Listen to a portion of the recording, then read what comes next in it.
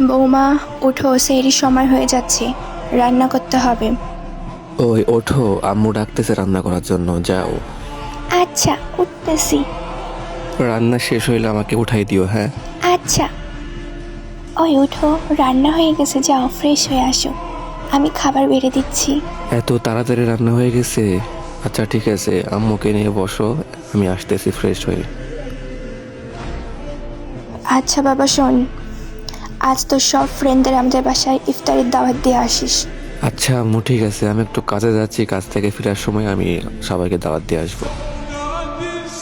ওই শোনো, মা তো বললো আজ ইফতারের দাওয়াত দিতে, বাট বাসায় তো ইফতারের বাজার নাই।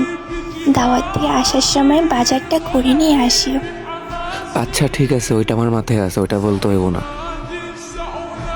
আলহামদুলিল্লাহ, আজকের কাজটি তো শেষ, যাই সবাইকে দাওয়াত দিয়ে আসি, আবার বাজারও তো করতে হইব। আচ্ছা সামনেই তো মোমিনদের বাসা, মোমিনদের বাসা দিয়ে শুরু করি। এই মোমিন, বাসায় আছিস? হ্যাঁ হাসান ভাই, আসসালামু আলাইকুম। ওয়ালাইকুম আসসালাম। আচ্ছা শোন, আজ আমার বাসায় ইফতারের দাওয়াত, ঠিক আছে? বাসার সবাইকে নিয়ে চলে আসবি। আচ্ছা ঠিক আছে ভাই, আসবো ইনশাল্লাহ। আচ্ছা ঠিক আছে মোমিন, থাক তাহলে, সব ফ্রেন্ডদের বাসায় আবার দাওয়াত দিতে যাইতে হইব। ইফতারের সময় বাসায় আই, তখন গল্প করবো নি। আচ্ছা ঠিক আছে ভাই, যান তাহলে। মোমিনদের বাসায় তো দাওয়াত দেওয়া শেষ। আচ্ছা এবার কাদের বাসায় যাওয়া যায়? সামনে তো সাব্বির ভাইদের বাসা, আচ্ছা ওই বাসাতে যাই। আসসালামু আলাইকুম, সাব্বির ভাই কেমন আছেন? ওয়ালাইকুম আসসালাম। এই তো আলহামদুলিল্লাহ ভাই, ভালো।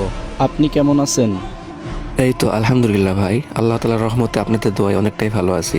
আচ্ছা শোনেন ভাইজান, আমাদের বাসায় আজকে ইফতারের দাওয়াত, সবাইকে নিয়ে চলে আসবেন, ঠিক আছে?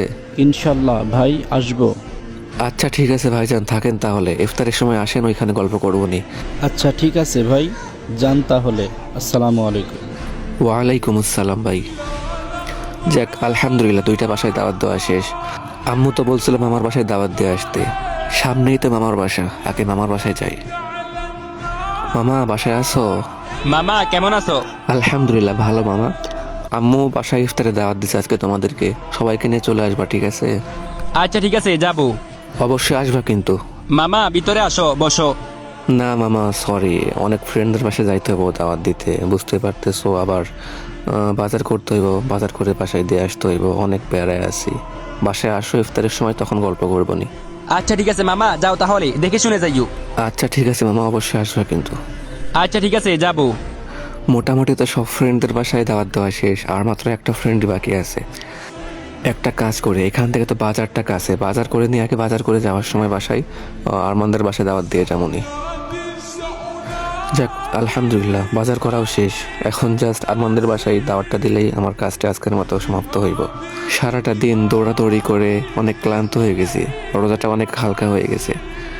আচ্ছা ভালোই ভালোই আরমানদের বাসায় দাওয়াতটা দিয়ে বাসায় যাইতে পারলেই বাসি। এই তো চলে আসছি আরমানদের বাসায়। আরমান বাসায় আছো? হ্যাঁ আসি, বলো। শোনো, আজ আমাদের বাসায় ইফতারের দাওয়াত, অবশ্যই আসবা সবাইকে নিয়ে। আচ্ছা ঠিক আছে, আসবো না ইনশাল্লাহ। আলহামদুলিল্লাহ, সবার বাসায় দাওয়াত দেওয়া শেষ, বাজার করাও শেষ, এখন ভালোই ভালোই বাসায় গিয়ে পৌঁছাতে পারলেই বাসি। আরে রাস্তার পাশে এই চাচা বসে বসে কান্না করতেছে মনে হচ্ছে। আচ্ছা কাছে গিয়ে কি দেখবো চাচার কি হয়েছে। আচ্ছা গিয়েই দেখি কি বলে। এই যে চাচা, আসসালামু আলাইকুম, আপনার কি হয়েছে, এখানে বসে বসে কান্না করতেছেন কেন? বাবা, আমি অনেক অসহায়, সারাদিন রোজা রাখছি, শরীরটা অনেক ক্লান্ত, আর একটু পরেই তো ইফতারের সময় হয়ে যাবে, কি যে করি। ও আচ্ছা, এই কথা চাচা আগে বলবেন তো, আজ আমাদের বাসায় ইফতারের দাওয়াত সবার, তো আপনি আমার সাথে চলেন। চাচা না করবেন না, আমার বাইকে ওঠেন, উঠে বসেন, আমি আপনাকে আমার বাসায় নিয়ে যাবো আজকে। আজকের ইফতারিটা আপনি আমাদের বাসায় করবেন। রমজান মাস রহমত, বরকত, ফজিলতের মাস। এই মাসে যে একটা ভালো কাজ করবে অন্যান্য মাসের থেকে 70 গুণ বেশি সওয়াব পাবে।